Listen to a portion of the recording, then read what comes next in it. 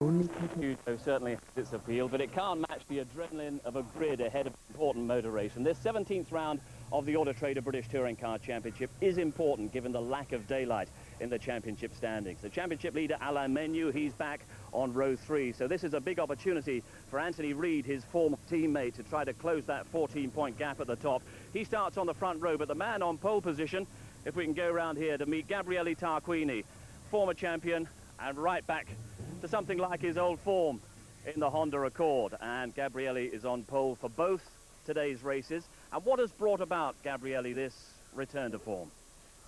Yeah, I like very much this track. And also on the previous race in Donington, I was really good in race. It was my first podium, so I enjoyed this track. And you've gone well in testing as well.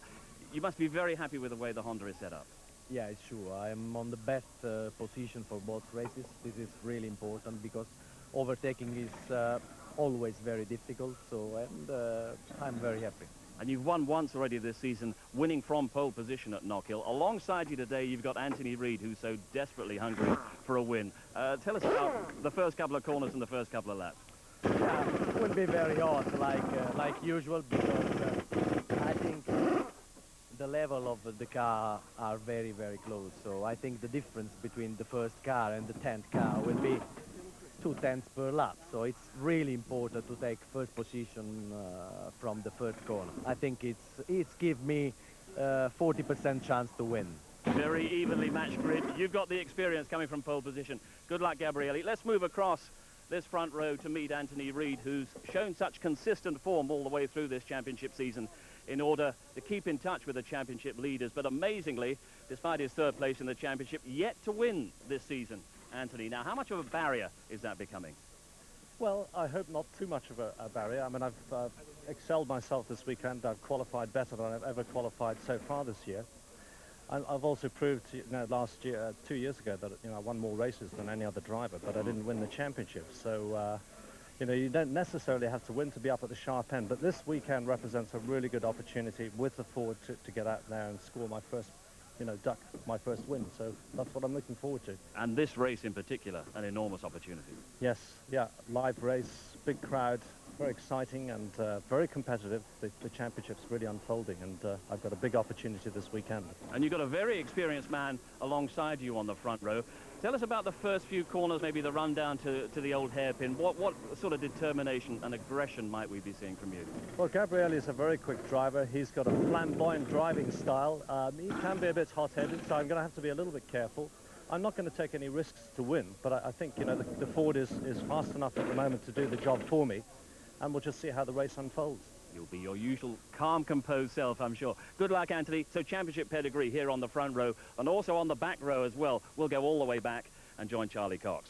Well, he might be coming second in the championship, but I can tell you for nothing, Rickard Rydell is stone motherless last for this race.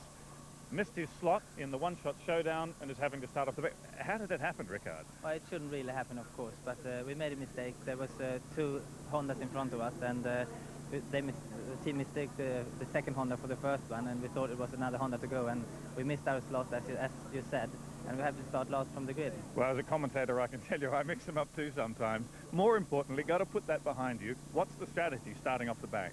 Well, I've just talked to the Class B cars, who's running a little bit slower than us, and I'm going to try and go around the outside down to the first corner and see what happens, really.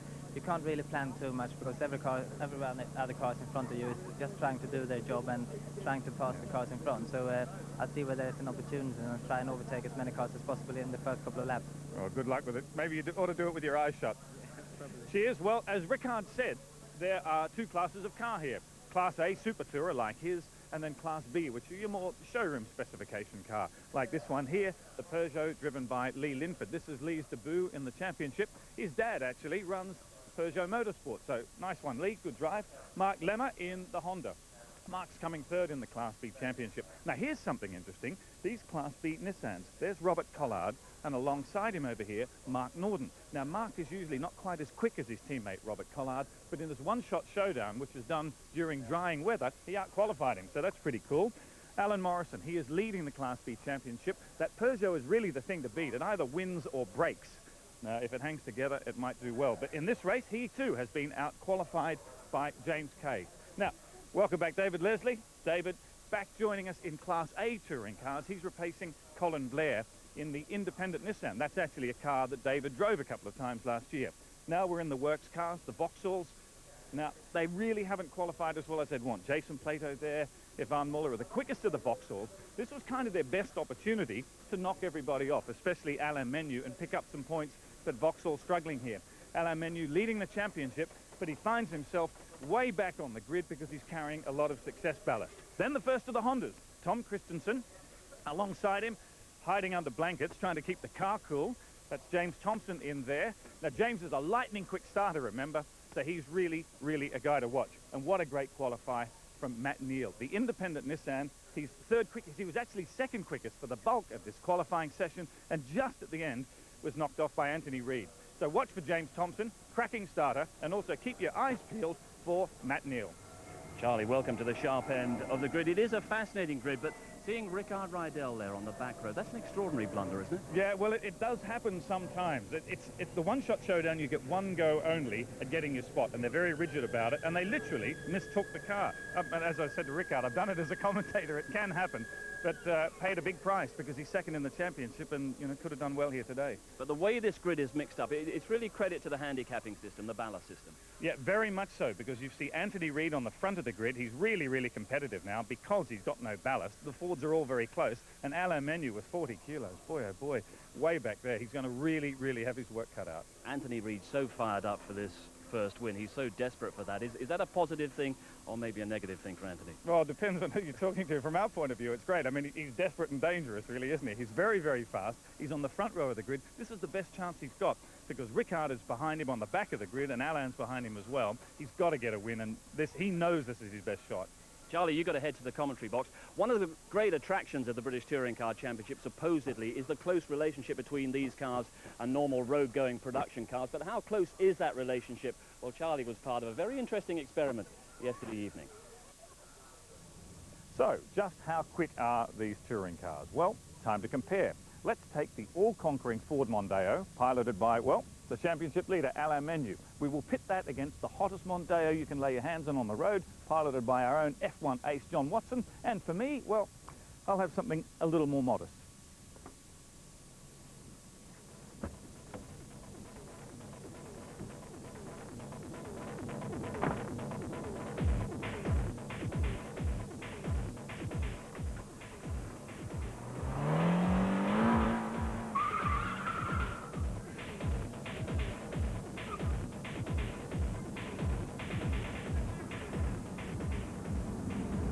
These guys are going to be hitting off pretty soon. I've got to get all the momentum I can.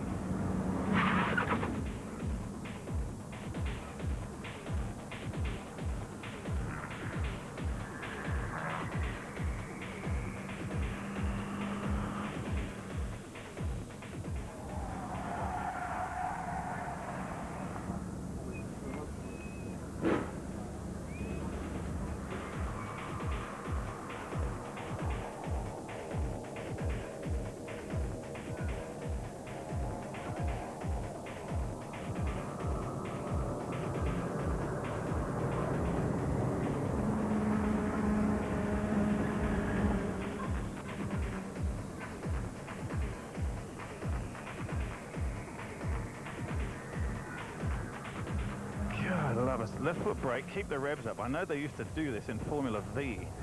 That's good. Oh, this is working. Come on, Waddy, where are you, sunshine?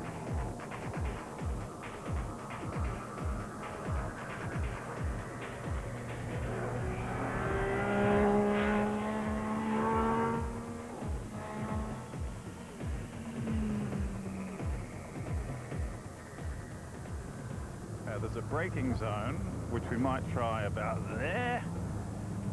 Second, yeah, I think so. Oh. Use lots of curb. I think that's the way forward. Whoa, big time on the curb. Run a bit wide.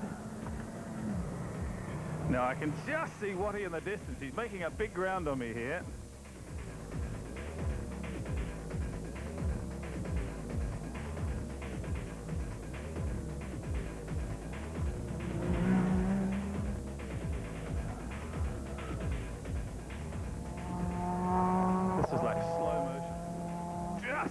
much.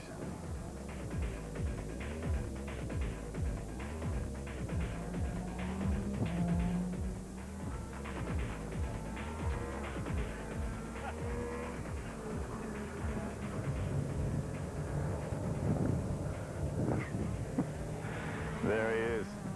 Oh God, here comes Menu. Absolutely blew our doors off. Probably tells us more about the drivers and the cars, but it does give us a bit of an insight into the kind of power and performance we've got assembled on the grid here at Donington for round 17 of the Auto Trader British Touring Car Championship, and Charlie Cox is alongside John Watson.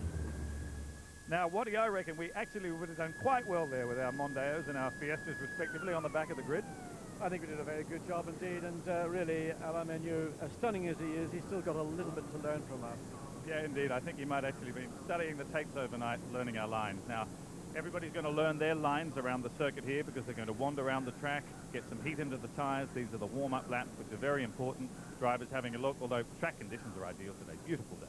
Great day for racing. The only thing is that all the racing we've had previously, we've seen cars off the track, particularly up at McLean and up at Coppice. So I hope the track has been swept clear because there's an awful lot of gravel drag back onto the track when cars came back on. So drivers will use these 2 laps to keep an eye out for any little anomalies around the circuit. Well, as we demonstrated so effectively just a moment ago, using the curbs here is a real key. And in a lot of ways, I think these touring cars are set up to be effective on the curbs, aren't they? To be able to jump over them. And also, it's a quicker way around the circuit. If you attack the curb in a very positive manner, we saw Jason Plato doing that in qualifying yesterday, getting in and really attacking the curb, you can effectively make the circuit that little bit shorter. And consequently, you can also make up time through the corner and on the exit.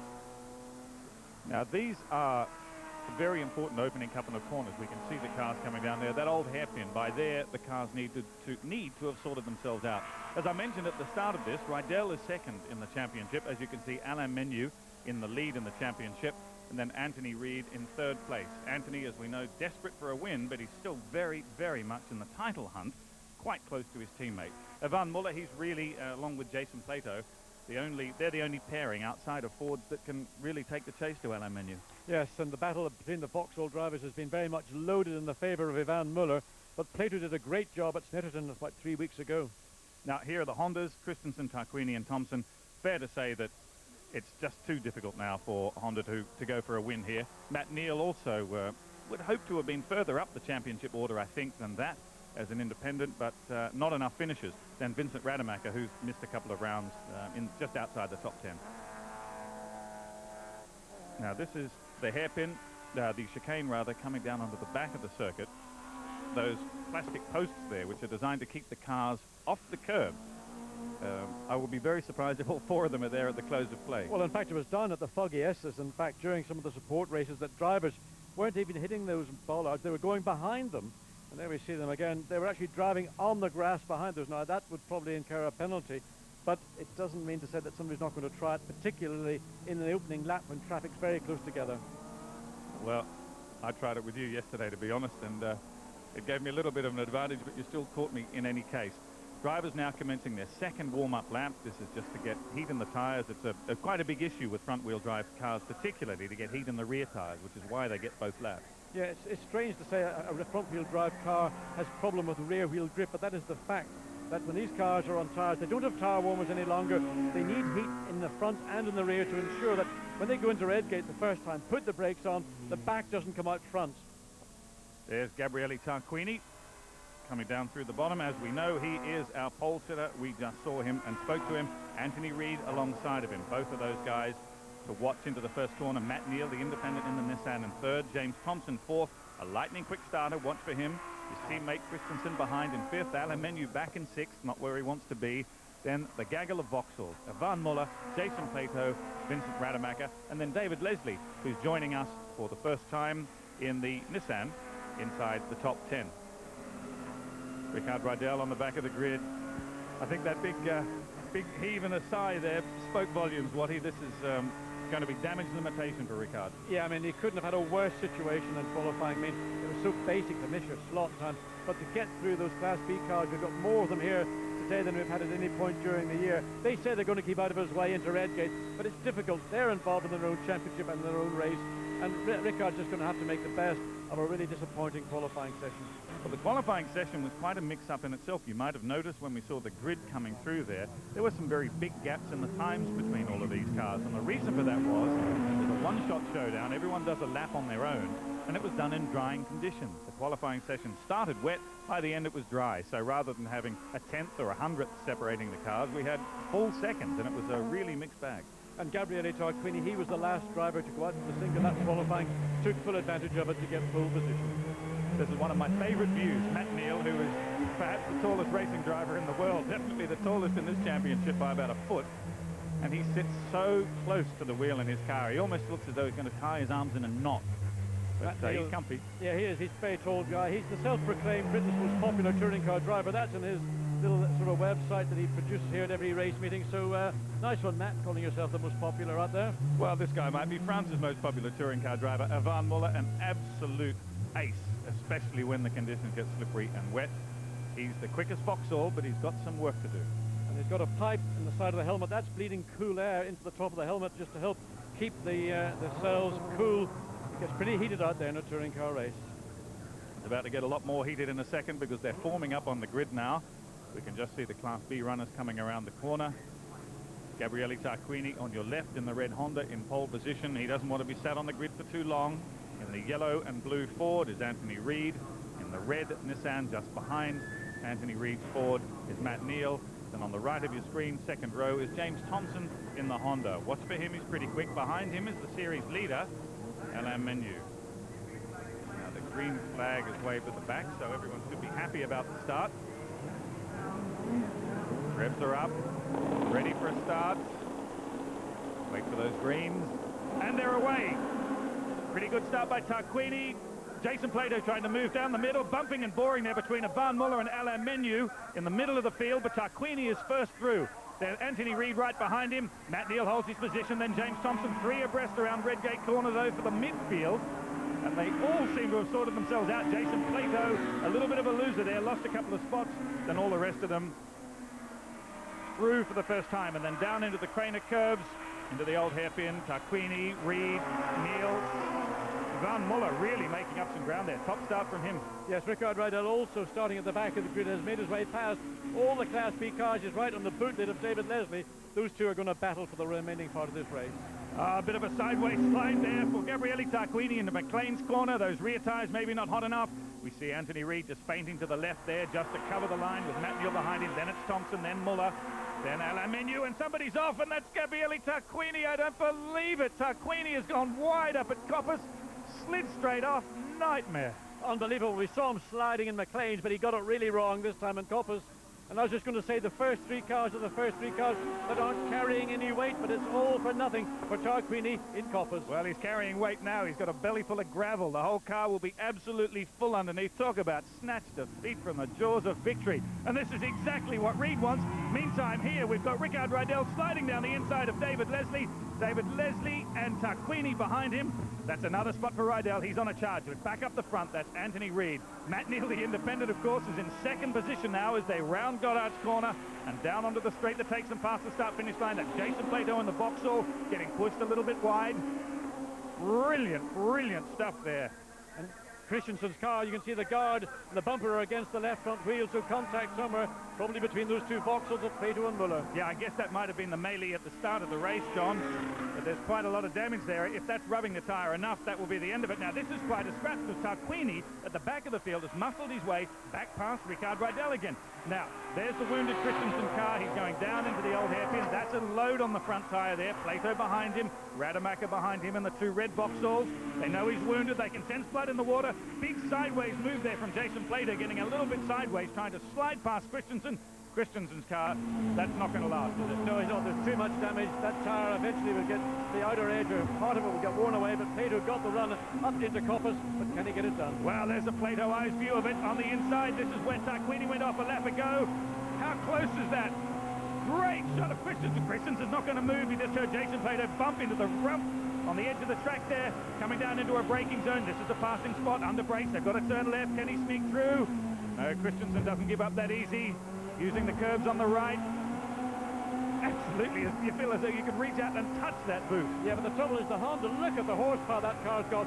Plato is capable of running quicker in a lap, but he just can get nowhere near the Honda, but now he can. A mistake from Christensen. Yeah, he's run a little bit deep there. Run a little bit deep. No, but he's fought back again. He got the run. I guess Jason Plato has slowed himself up. Gabriele Tarquini never say die. He's hung back, thought I'll be a little bit foxy here. Slid down the inside and absolutely gives his teammate a hip and shoulder through Goddard's.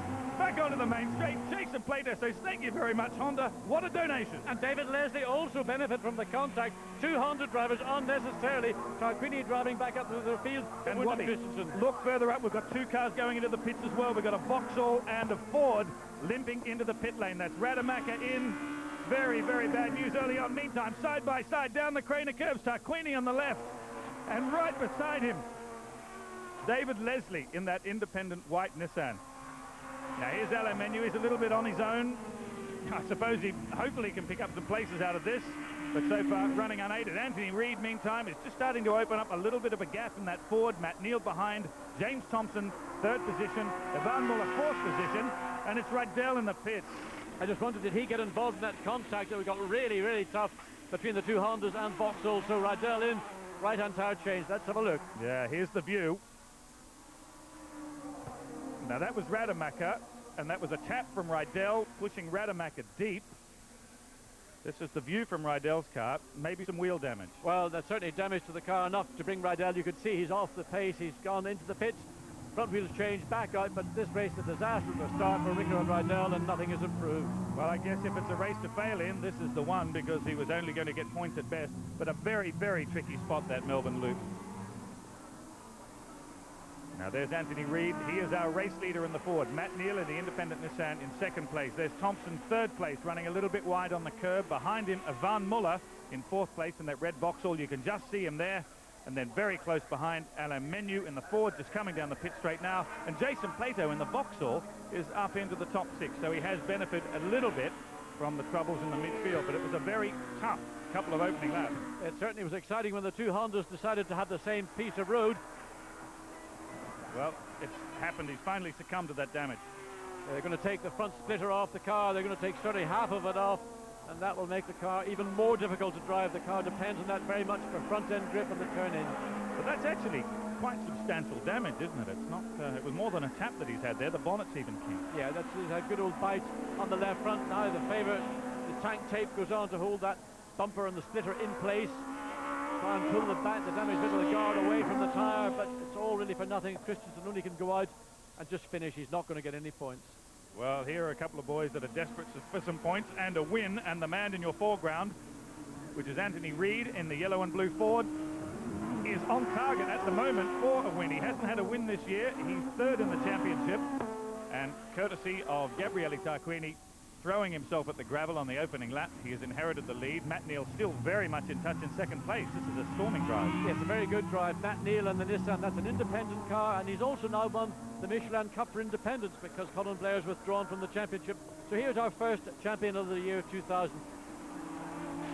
Rydell's back again. This is a morning or an afternoon to forget so far. I don't know what the problem could be, but I guess they might as well check it, John. I think they're going to have a look at the car. They do want to check it. I'm sure that Rydell will go back out again and make sure that the car is okay, because they've got to go back out again and race in 3 hours' time. Red gate corner, streaking down the terrifying Craner curves. Anthony Reid in the foreground, just starting to open up a gap now over Matt Neal behind him. Then James Thompson, then Ivan Muller in the Vauxhall. Alain Menu, the championship leader, quite a distant, lonely drive in 5th. Then we've got Jason Plato, David Leslie making a return to touring cars in the independent white Nissan there, having a great race, very much in the thick of it, with Gabriele Tarquini, who's left himself all that work to do. Yeah, I mean, Tarquini coming up to this corner on the opening lap, just ran wide over the gravel, got it back on track, then got involved in a punch-up with his teammate Christensen, and still fighting down in 8th place. Well, there's Rickard Rydell out of the car. He was just talking there to his engineer, Brad Joyce. Let's just put this one behind us and see what we can do for the afternoon. Down into the chicane. Reid in the Ford, using all the curbs, still driving very, very hard, but he must sense by now he's starting to break the back of Matt Neal a little bit.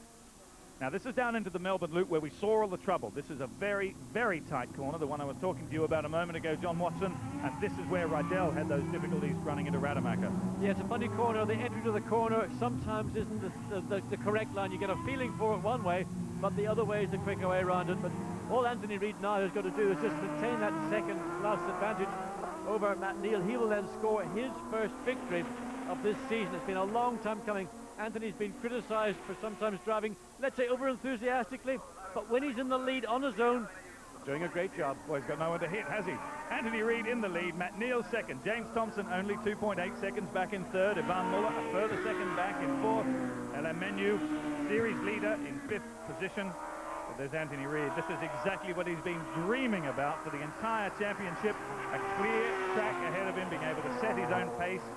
And of course, this will have a profound impact on the championship points because he's only a couple of points behind Rydell and will definitely pass him if he finishes this race. Yeah, there's going to be 15 points available, and whoever gets the quickest lap also will contribute. But it's certainly 15 points right now for Rydell. Sorry, 15 points for Reid. That would take him to 145. Menu stays in fifth place. Well, the gap between Reid and Menu is going to be very attainable in the feature race this afternoon.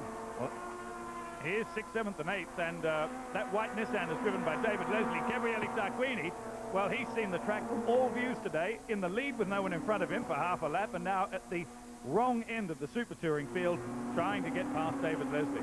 I just wonder, was any damage occurred during that incident with Christensen and Tarquini? Tarquini was flying up until they got together, and now he's struggling to find a way past David Leslie in the independent Nissan, and I suspect that Tarquini will get out of the car and say, you know, maybe the steering, check the suspension, it's not right. Yeah, it was quite a firm contact, wasn't it? And they are sort of teammates. I guess they're Honda cousins, if you like, because although they're both driving Works Hondas, they're prepared by different teams. But even so, I'm sure there'll be a chat in the pits later on. There is Gabriele Tarquini, ahead of him David Leslie. Tarquini taking a very aggressive line there, hitting one of the bollards on the inside of the apex. You could see all the black tyre marks down the side of Tarquini's car, where he gave that wet and dry sandpaper rub to his teammate Tom Christensen. Down into Redgate corner, trying to line up David Leslie.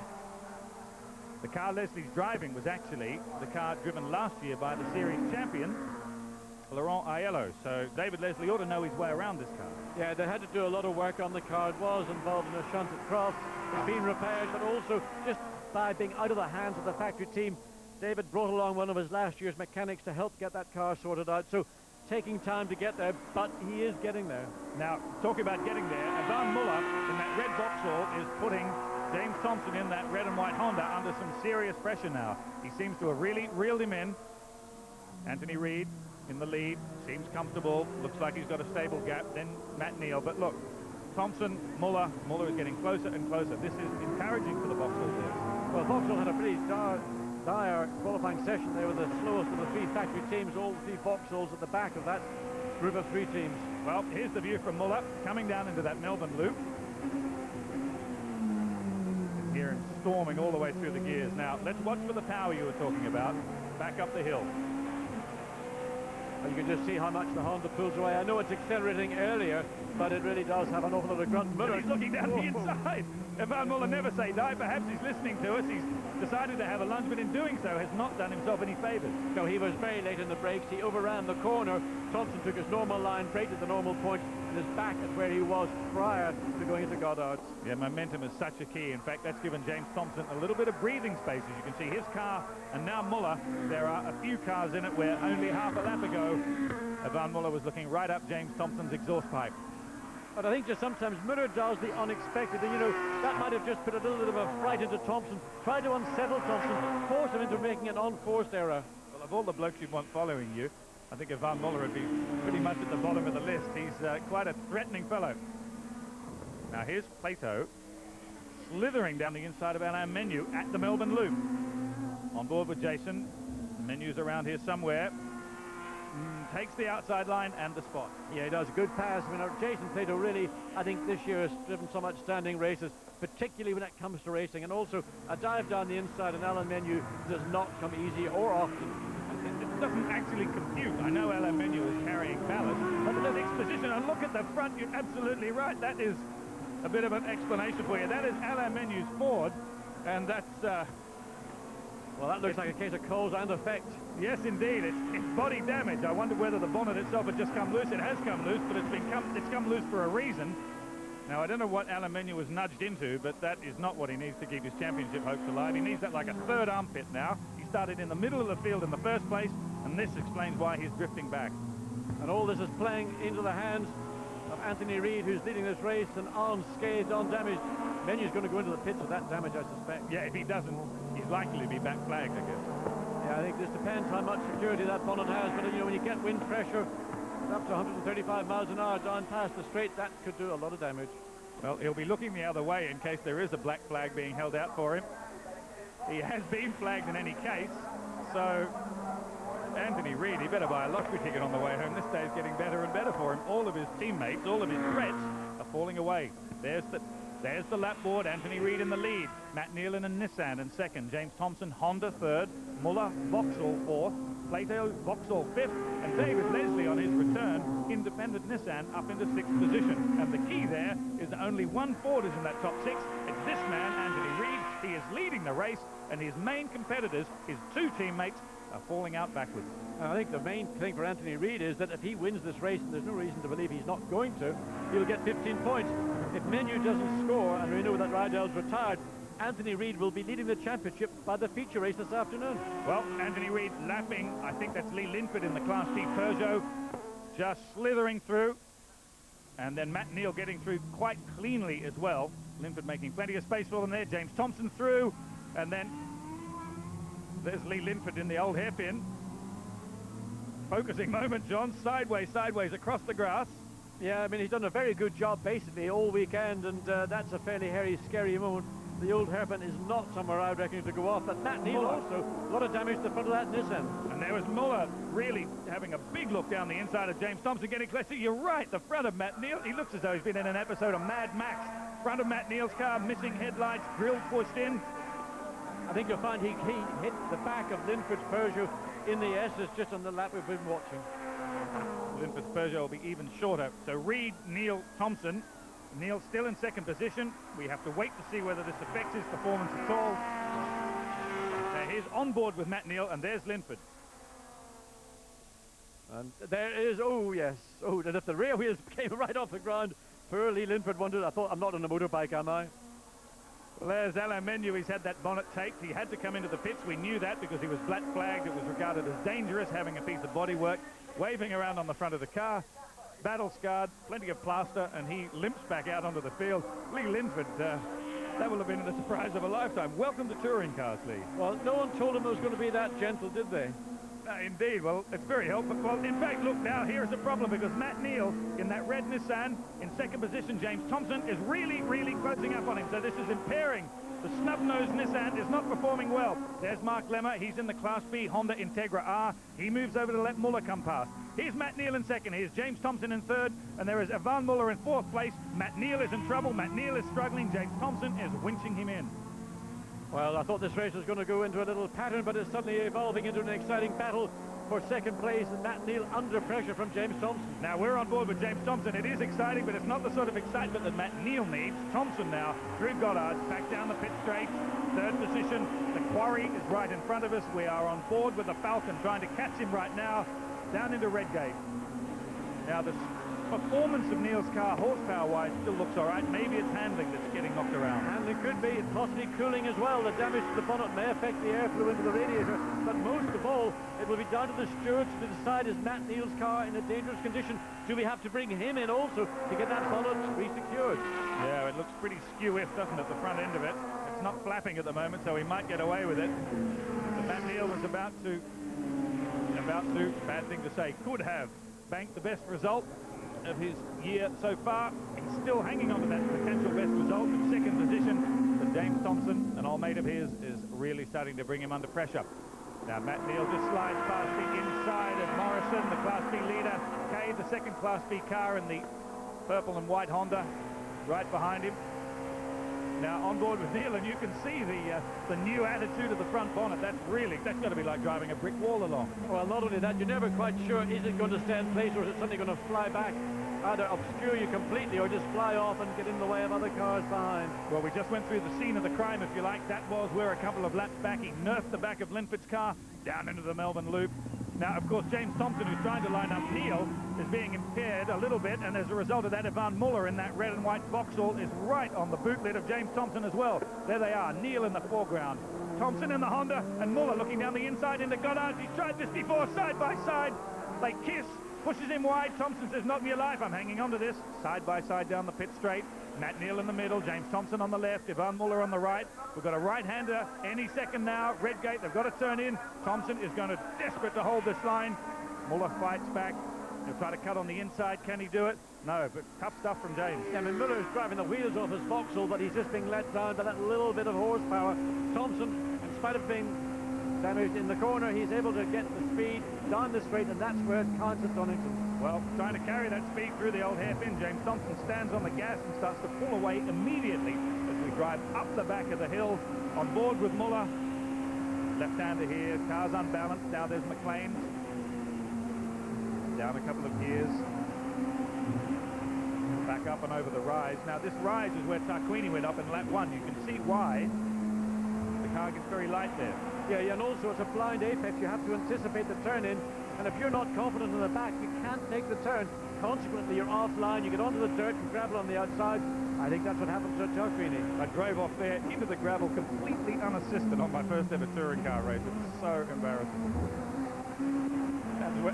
As were a couple of other episodes. Now, meantime, James Thompson is lining up ahead of us. We've got a bird's eye view of this Matt Neal-Thompson battle. Matt Neal on the right, Thompson on the left. Muller trying to have a piece of this as well. Now, Thompson trying to switch back through the Melbourne Loop, trying to get alongside Matt Neal. Now, everyone's got to do a U-turn in a minute, side by side into Goddard's. There's a very hard left. This is going to be interesting. Muller's trying to capitalize. Ducks down the inside. There's Neal. There's Thompson. Oh, so close. The thing Muller must not do is get into contact again. He must use the track to his advantage. While you see Neal and Thompson battling for that second position, Muller could be the beneficiary. Now Muller down the inside of Thompson again. Thompson just closes the door into Redgate. We saw Mark James there in that Honda just trying to get out of the way anywhere but be run over by this crazy trio. Back down the Craner curves again. Second place with the smash in the front, Matt Neal. Third place with a quite clean Honda, James Thompson. And Muller just trying to make some sense of this and capitalize on someone's mistake is stalking them. Meantime, Anthony Reid has just waltzed off into the distance. Well, he's got a massive lead right now. It's 2.4 seconds. But all the fun is here in second place. And believe me, it's not finished. We're on lap 13 of 15. So it'll get closer before the finish. You've got three guys here, all of whom don't take prisoners. Matt Neal is as rough and tough as you like. James Thompson's got nothing to lose because he can't win the championship. And Ivan Muller is a pretty forceful driver as well. Now they run onto the back straight. At the end of this back straight is the chicane that provides an overtaking opportunity. There's Reid. He can now cruise in that yellow and blue Ford. He's on his own. There's Matt Neal. Now we're on board with James Thompson. And as I correctly forecast, all of those bollards on the inside of that apex have all been clubbed off. Now we're coming down into the Melbourne Loop. Downhill, U-turn. What can he do? Tries to follow the same line around, just not in close enough yet, John. No, I think he's just going to wait. He's going to do it on the last lap. They're coming up the hill into Goddard's, and this is for the 13th time. They'll go on the penultimate lap. If Thompson's going to do something, it will start. Whoa, I think we've been actually touched. I was just going to say, where's Muller? We felt the bang. That was the maneuver Muller's tried before. He tried it again. Excuse me, I'm just going to drive through your door, side by side down the pit straight. Oh, Thompson's best laid plans were completely upset. Muller came in, bang up the side of the car. Thompson now is going to rethink and has given Matt Neal that little half-second advantage that he needs now to gain second place. Now the Craner curve side by side down here, that won't work. James Thompson just shuts the door. Now I had a sinking feeling about this when we were on board with James because I knew that was a maneuver that Muller favoured, and it almost worked. It did. Again, the Honda has got the speed where it counts. Pretty much knocked all the corners off that Vauxhall as Ivan Muller. But that's really played into Matt Neal's hands because it's taken the momentum of Thompson, hasn't it? Yeah, it's taken the pressure off. But Matt Neal's able to drive now, really, with second place very much in mind. There's race leader, but he's gone. Matt Neal, pretty much, you might say, the most comfortable he's been all race in second place. I'll tell you what, Ivan Muller just leapt to the lead of Matt Neal's Christmas card list. That is the hugest favour that Ivan Muller could have done him. Just getting James Thompson off his pace, at least for a lap, give him a breathing space to see if he can just hang on to that gap. Look at the front of Muller's car is a little bit second-hand now. It's been rearranged by so much contact. And I don't know whether or not Muller is close enough to try that maneuver one more time. Down into the Melbourne loop. Matt Neal is clear. And once again, Muller is right on the hammer of James Thompson. They have closed down, and Matt Neal have closed the gap almost by over half. But one corner to go, it's pretty much impossible. It would take a mistake from Matt Neal now to confirm him in second place. Yeah, I guess Muller's point of view, it was worth a try. Through Goddard's and around and down the start-finish line. What can he do? What can he do? This is the last lap. Thompson is closer to Neal than Muller is to Thompson. Thompson will be thinking to himself, how do I actually get a strike at this guy without Muller jumping on my back? But he's now got enough air between himself and Muller to enable him to have a look. Muller just dropping back that little bit, the pace of the two cars, the Nissan and the Honda, pulling away from the Vauxhall. And Thompson, for sure, I would think coming out of Coppice down that long straight into the SS has got to be his best shot. Well, Matt Neal will be groaning, worrying about this car lasting the rest of the lap. I reckon Anthony Reid's in a spontaneous giggle by now. He'll be finding it difficult to control himself. Only half a lap to go to bank his first win. It's going to be the longest half lap of Matt Neal's career, I'm going to say, with James Thompson all over the back of him. He's not home and dry yet. Down the back straight. Reid just got to stroke this home now. Matt Neal has to defend 3 more important corners. This is the first. Well, Thompson can't get it done here, so he's got a second chance at Melbourne. And if he prepares himself properly, it's possible. But watch out for Muller behind. Indeed, Matt Neal just feinting to the inside of the track to cover this line. He's right on the inside. Thompson's going to try it around the outside. Muller's trying to tag on as well. Steady, Matt, just keep it smooth. Everyone's on the same exit, so he's protected. One more corner to go. One more corner for this man. Anthony Reid to win his first touring car race of the year 2000. And he's going to do it. He can walk it from here. Anthony Reid in the Ford wins.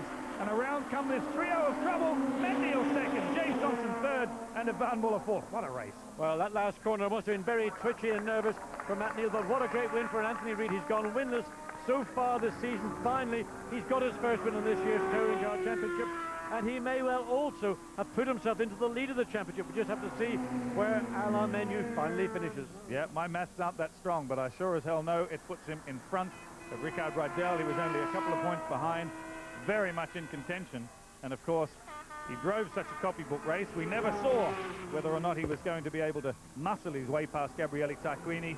Gabriele making a sacrifice of himself on the first lap and shooting the box, if you like, as far as that contest is concerned. But nevertheless, a good, strong drive from Reid, who has pole for the second race this afternoon, or front row of the grid, rather, for the second race this afternoon. And there's a very happy team principal, Dave Richards, of ProDrive, and, well, Dave not showing too much signs of emotion, but, you know, when you win so often, particularly in rallies, you get a bit of applause there about it, don't you? I'm sure he's dancing on the inside. Very, very strong drive from Anthony Reid. He's used the opportunity of having no success ballast. He had a rough time last race out, so his car is 40 kilos lighter than that of Alain Menu. Menu has got to carry that success ballast in both of the races today. There is your result. Reid, as we were just saying, wins for Ford. Matt Neal, top finish for him. The independent Nissan driver in second position hangs on by his fingernails over James Thompson in third in the Honda. Ivan Muller, highly entertaining. Thank you for that, Ivan. Although I don't think James will be thanking you, but great dice between James Thompson and Ivan Muller. Jason Plato worked his way up to fifth position. Gabriele Tarquini clawed his way back up into sixth, going from lead to last to sixth. Busy afternoon for him. Yeah, I think Alain Menu's 8th place, still enough to keep him just ahead in the championship, but he was very fortunate indeed. And Anthony Reid will be coming out of his car absolutely delighted to know that he can now challenge for the championship. This is the scrutineering. Independent Neal, here's driver in second position, hangs on by his fingernails over James Thompson in third in the Honda. Just checking the weight of the car. They roll it up onto those scales to make sure that it actually complies with the minimum weight. Check the ride height at the front to make sure that no cheating's been involved aerodynamically. Matt Neal's car, they're going to have a job actually working out the aerodynamics of that. Yeah, I mean, how do you measure a car that's got so much damage around the front? Obviously, it can happen that a car could be totally legal when it starts, but because of contact on the circuit, that front splitter could be too low. Now that would be deemed to be illegal, and so Matt Neal will be sitting there, fingers crossed, hoping that everything is fine and his second place will stand. It wouldn't pass an MOT, would it? What a mess. Going to be a very, very busy afternoon in the garages this afternoon for the pit crews. Lots of damage on lots of the cars. Matt Neal, only one of them. Tom Christensen's car was hammered, you might remember. Vincent Rademacher had his door driven in by Ricard Rydell, who also retired. There's a bit of tarting up to do to Alain Menu's car that was crunched in the front. Tarquini, who fell off at the start, is probably the only clean car there. But there's our winner. He'll be delighted and I guess relieved, John. I think so. It's taken a long time. And this man won so many races over the last 2 seasons with the Nissan, and he's been winless until this afternoon. And sometimes, you know, you begin to think, well, is it a conspiracy theory or is it just something I can do something about? He did it here in qualifying, and he certainly did it in the race. That was Matt Neal just climbing out of the Nissan as well. His team will be absolutely delighted. Congratulations, that's the kind of race you must absolutely dream of. It's the sort of race I have been dreaming about over the last few weeks. Fantastic. You know, you just have to be patient sometimes. I knew I had the pace to win, and I thought this weekend was a good chance. But it was Gabriele Tarquini who got the start. What did you see of his exit at Coppice? Actually, you know, my start was slightly better, but I was a little eager to get ahead of him, and I got some wheel spin after we launched off the start line. But then, you know, Tarquini looked very ragged on the opening lap, and I couldn't believe it when he put a wheel on the grass at the exit at Coppice, which then allowed me to slingshot through. I wish it could happen like that every time. It not only closes the gap at the top of the championship, but it must give you enormous encouragement for the feature race. You start from the front row again. Yeah, I mean, I tell you what, this Ford Mondeo is handling better than I've ever felt it this year. It's developed so well into a nice car. So we've got every opportunity, I think, in the second race, particularly with our pit crew who make fantastic pit stops. Well done, Anthony. Keep it going for the second race. We'll move to Matt Neal behind here, who was involved in so much excitement. And Matt, you hung on to second place. It looked unlikely when you suffered this front-end damage running into Lee Linford. Yeah, I think we just, going into the chicane, I thought he'd maybe brake a little bit more and let me in, but first of all I thought he'd hold Anthony up, and he didn't, unfortunately. And then I thought he'd go off the racing line, so I came out, just accelerated out, and there was nowhere to go. And but fair play to Anthony. I thought, come the traffic, because he's blindingly fast, but yeah, he always makes mistakes. Dare I say it? And I thought, comes the traffic, he'll run into someone, but look, he runs into someone. But how did the handling of the car change after that incident, and you were under enormous pressure from James Thompson? Yeah, what it did is we got some trunking to the brakes to keep them cool, because it's very hard on them around here. I think it just sandwiched it, and or destroyed it, or whatever. And so I was just struggling a little bit with the brakes, and I adjusted the bias, and they came back, but Tomo was on a charge, and I was trying everything to keep him behind me, but he was fair play today. In the end, is, actually. Mighty relieved to hang on to second. Was, yeah. And James Thompson, well done, James. Right, mate. And for a while, it looked as if that third place was going to slip away.